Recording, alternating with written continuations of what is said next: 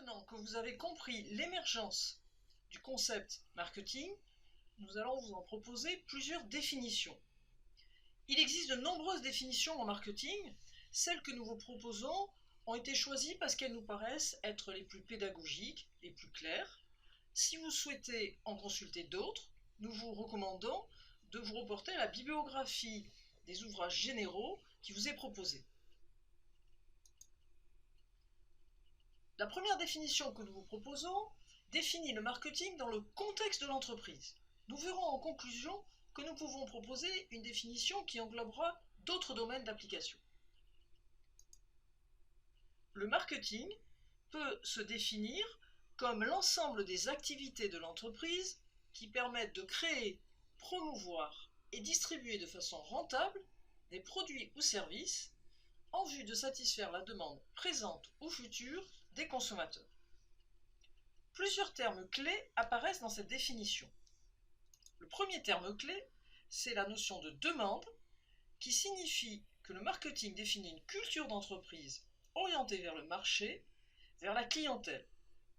Cette demande n'est pas nécessairement considérée à court terme, mais il faut également la prendre en compte sur le long terme et s'interroger sur les attentes futures des consommateurs. C'est quelque chose qui est plus ou moins difficile selon le délai de production qui est envisagé par l'entreprise. Par exemple, lorsqu'on fabrique des automobiles, il faut être capable de se demander quelles seront les attentes, nos attentes, d'ici 6-7 ans. Le deuxième terme clé représente la notion de stratégie.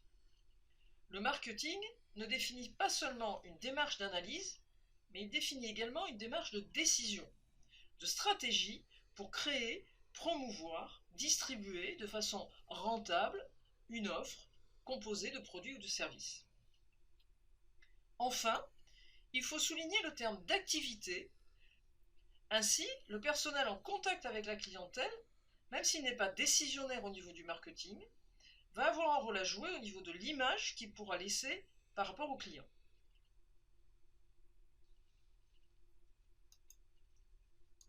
Retrouvons maintenant une définition plus synthétique du concept. Il s'agit du pilotage de l'échange marchand en situation concurrentielle. Là encore, plusieurs termes clés nous permettent de recouper les mêmes éléments que nous avons envisagés dans la définition précédente. Tout d'abord, la notion d'échange signifie qu'il y a bien prise en compte d'un interlocuteur qui, dans la définition précédente, était la demande. La notion de pilotage va montrer la stratégie, la prise de décision. Enfin, en situation concurrentielle, fait référence à la prise en compte d'un environnement et d'acteurs susceptibles d'attirer cette demande. Essayons maintenant d'envisager, pour changer, cette définition sous forme d'un schéma. L'échange comportera des biens et des services avec un flux monétaire. Dans un premier temps, les vendeurs vont chercher à rassembler des informations qui vont leur permettre de décrire les clients actuels et potentiels ainsi que la concurrence. Par la suite, le deuxième volet de la démarche, de l'échange donc, est qu'ils vont chercher à développer une offre adéquate et à mettre en place une stratégie marketing assortie d'une démarche commerciale. Nous retrouvons ici les deux dimensions qui ont été précédemment soulignées, à savoir une dimension d'analyse et une dimension de réponse stratégique. Nous allons maintenant proposer une définition plus globale, celle du marketing générique. Il s'agit d'une vision spécifique des échanges qui doivent être équitables et impliquer la création de valeur de chacune des parties prenantes, des individus, des organisations, des institutions. C'est une définition qui est proposée par l'Association française de marketing, une association qui regroupe des praticiens et des chercheurs académiques en France. L'intérêt de cette définition est qu'elle met l'accent sur la valeur qui là recouvre non seulement une dimension monétaire, mais qui peut représenter une dimension temporelle, par exemple un bénévole qui accorde du temps dans une association, en échange de peut-être la satisfaction d'un besoin d'accomplissement par le fait qu'il va rendre service. Un autre exemple de valeur peut également être le vote d'un électeur qui attendra en échange la mise en œuvre d'une promesse électorale. Dans tous les cas, le concept d'échange est au cœur de la définition du marketing générique. Ce concept d'échange est intéressant parce qu'il nous permet de caractériser une définition du marketing qui va permettre de recouvrir l'évolution des champs d'application du marketing.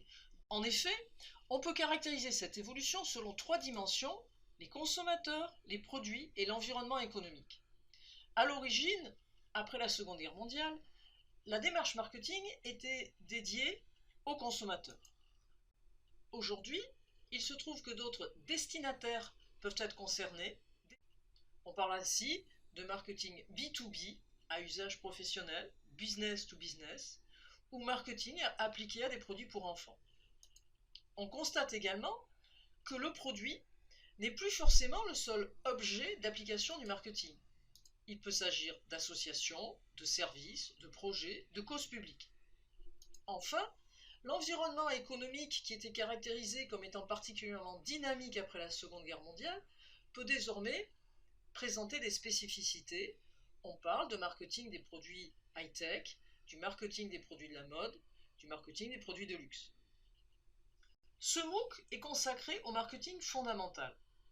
Nous n'aborderons pas donc en détail les particularités de ces marketing dits sectoriels.